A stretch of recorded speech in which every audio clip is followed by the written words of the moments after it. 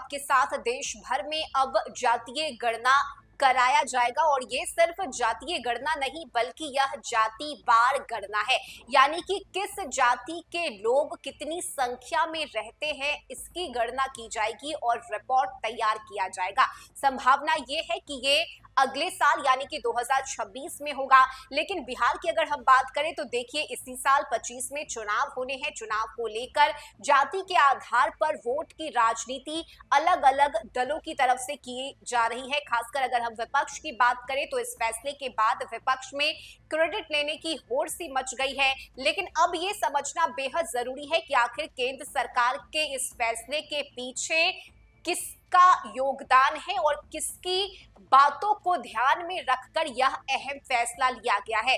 अंदर खाने से जो जानकारी सामने आ रही है उसके अनुसार बिहार के मुख्यमंत्री नीतीश कुमार ने इस फैसले में अपनी एक अहम भूमिका निभाई है और किस तरह से मुख्यमंत्री ने अपनी बातों को केंद्र सरकार तक पहुंचाते हुए उसे मनवाया है ये भी समझना होगा। और आखिर क्यों केंद्र को इस फैसले के आगे झुकना पड़ा इसकी भी जानकारी हम आपको देंगे। लेकिन सबसे पहले बता दें कि केंद्र सरकार ने बिहार की कई योजनाओं और उपलब्धि को अंगीकार किया है और उनके जातीय जनगणना कराने के निर्णय की जड़ को अगर हम देखें तो इसमें भी बिहार ही शामिल है।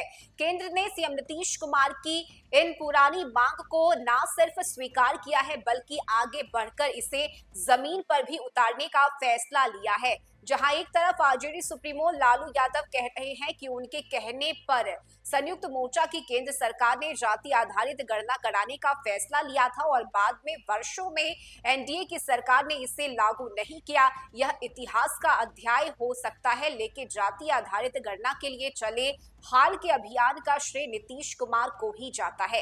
नीतीश ने राज्य में इसके लिए वातावरण बनाए, सर्वदलीय बैठक बुलाई, सभी दलों को तर्कों के आधार पर सहमत कराया। सबकी सहमति मिलने के बाद मुख्यमंत्री के नेतृत्व में राज्य के सभी दलों का एक प्रतिनिधि मंडल प्रधानमंत्री से मुलाकात के बाद प्रतिनिधि मंडल में शामिल नेताओं ने मीडिया को बताया कि केंद्र सरकार जाति आधारित गणना के लिए सिद्धांत रूप से तो सहमत है लेकिन अभी वह इसके लिए राजी नहीं हुई है। राज्य सरकार चाहे तो अपने साधनों के बल पर जाति आधारित गणना करा सकती है। वहीं मुख्यमंत्री ने बिहार में जाति आधारित गणना करवाई और उसके आंकड़े के आधार पर सरकारी सेवाओं में आरक्षण का दायरा 65% तक बढ़ा दिया।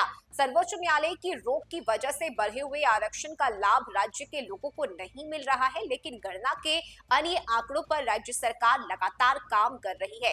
गणना से पता चला कि राज्य में अत्यंत गरीब परिवार की संख्या 94 लाख है। राज्य सरकार ने इन परिवारों को आत्मनिर्भर बनाने के लिए 2 लाख रुपए देने का निर्णय लिया और इसका काम भी शुरू किया। इस प्रकरण में एक दिलचस्प घटना भी हुई है। जब नीतीश कुमार विरोधी दलों में गठबंधन में शामिल हुए थे तय हुआ था कि 2024 के चुनाव में अगर विरोधी दल के गठबंधन यानी कि केंद्र सरकार के इस फैसले के पीछे मुख्यमंत्री नीतीश कुमार का बहुत बड़ा हाथ है। आपको याद होगा कि जिस तरह से प्रतिनिधि मंडल ने बिहार से जाकर दिल्ली में केंद्र सरकार से मुलाकात की, जातीय गणना की मांग रखी, हालांकि उस वक्त सहमति नहीं बनी जिसके बाद बिहार सरकार ने अपने खर्च पर बिहार में जाति के आधार पर गणना कराई। हालांकि इस रिपोर्ट को सार्वजनिक तो नहीं किया गया लेकिन जिस तरह से गणना के आंकड़े सामने आए उस आधार पर सीएम नीतीश कुमार ने काम करना शुरू किया और रोजगार देना शुरू किया।